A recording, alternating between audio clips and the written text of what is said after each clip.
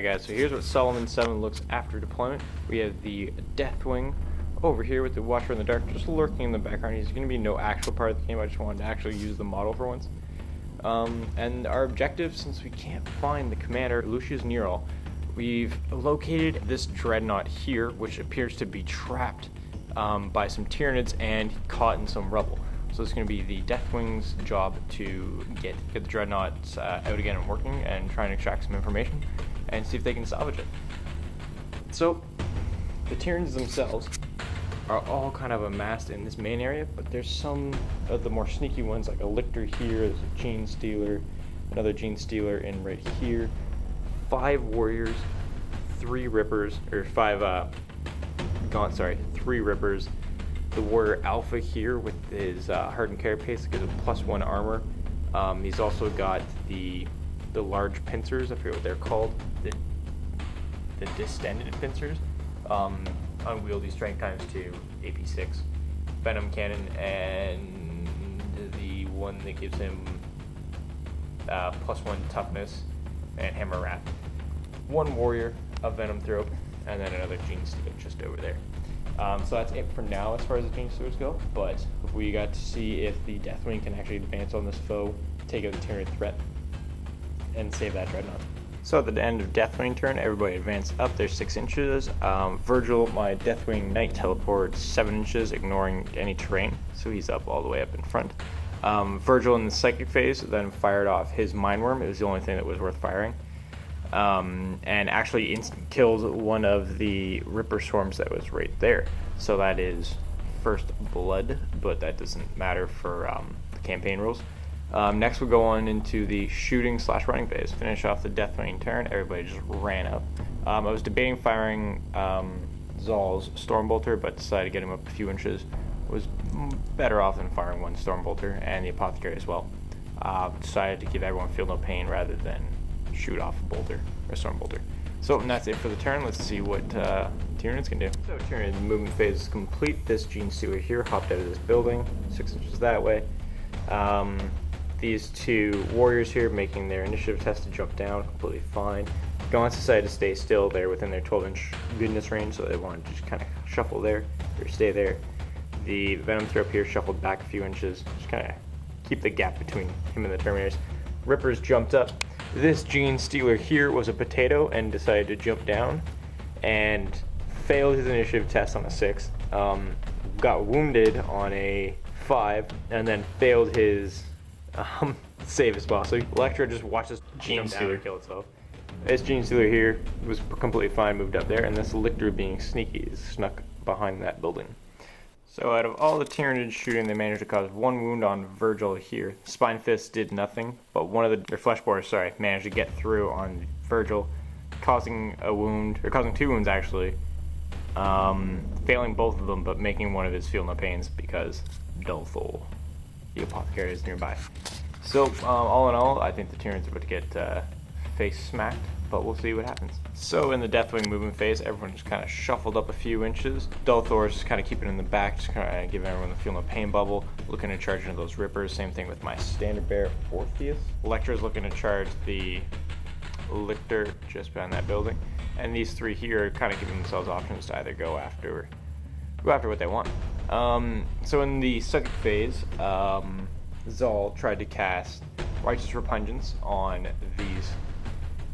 these 4 models here. It's a blessing, so it targets everyone within 3 inches of its allied. It didn't go off, and then I put 2 dice into Mindworm on the Lictor over there. And I got it to go off, however, the Tyrannids denied it. Electra might be in a little bit of trouble, because that Lictor will go before her, and it can really hurt. But we'll see what happens. So in the shooting phase, Dulthor fired off into these Ripper Swarms, causing a wound. Same thing with the Librarian firing into the Lictor over there, causing a wound. However, Codicea Zal and Electra both failed their charge to charge that Lictor, so it's completely free. Dulthor and Orpheus both charging into the Ripper Swarms here, taking some fire from Overwatch, but making their saves. And then Virgil and Urial Lionheart both valiantly charging up into those gaunts there. Let's go on and see what the combat does. At the end of the combat phase, both Orpheus and Dalthor managed to take out both of the Ripper Swarms. The Ripper Swarms did manage to deal 1 damage onto Orpheus, however.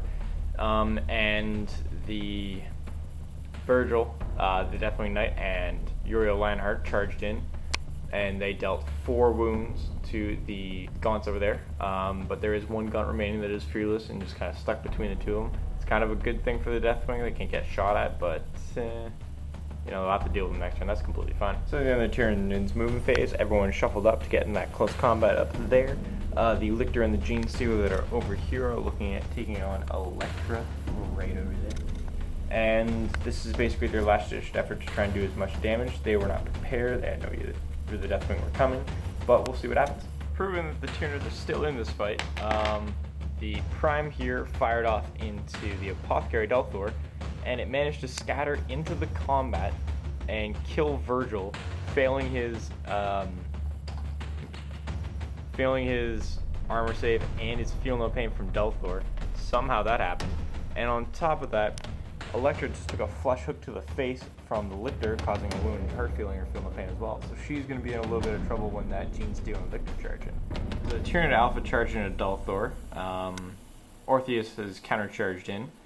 The warrior over there charged into Urial Lionheart, and the Gene Stealer and Lictor both made their charges against Electra. Codicea Zal overwatching and failing, but he does manage to countercharge the Gene Stealer. Alright, so to recap what happened in the turn, the Warrior Alpha charged in, attacked Dalthor, causing 0 wounds. Dalthor attacking back, causing 0 wounds, and same thing with the Thunder Hammer, so everyone just kind of stared at each other for a bit. Urial Lionheart was charged by the warrior there. The warrior managed to cause 0 wounds on him, but the gaunt that was there actually managed to cause a wound on him. At the same time, it died, and the warrior got a wound taken on him. In the combat here with Electra and Codicea Zal, the Gene Stealer charged in first, caused 0 wounds, or attacked first, sorry, caused 0 wounds. The Lictor attacked, causing 0 wounds as well. He's just hidden behind that building. And then Codicea Zal just kind of stood there and watched, didn't end up hitting anything, and Electra caused 1 wound on the Lictor. And that's it for the combat. Dark Angel's turn recap. None of them could move. They're all locked in combat. Same thing with none of them could shoot either. They're already in combat. So they just went straight onto the combat phase. So what happened right here, as you can see, Orpheus is the only one standing, somehow. The Apothecary dealt a wound to the Warrior Alpha, and then the Warrior Alpha got mad and dual pincered him to the face. Because it is strength times 2, he does not get his 3 up Feel No Pain, and he failed his armor save, and he fails his invuln save, and he's gone. So no more Feel No Pain for everyone for right now. Dalthor has been dulled out. I don't know, that's bad. But on the good news for the Deathwing, Orpheus just thunder hammered him right to the face, and he is gone. Over in here, this combat there, Codicea Zal killed the Gene Stealer, and the Lictor caused some wounds on Electra, but she passed her invuln save and her 6 up Feel No Pain, luckily. And Urial Lionheart punched the warrior in the face and is now down to 1 wound. In Tyrannid movement, assault, and shooting phase, this is what happened. So the Gene Stealer that was up there moved up and charged into Urial Lionheart, and the Venom Throat that you might not be able to see is right there now. He moved up and charged into this Terminator here, Orpheus, my standard bear. He is in base contact, just the tendrils are extremely awkward to kind of move in, especially in a Terminator with a Thunder Hammer anyway.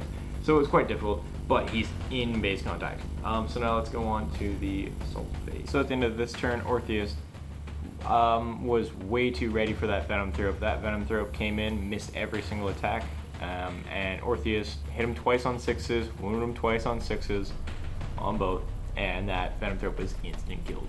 The Lictor here is fallen as well. Electra shredded that thing to pieces.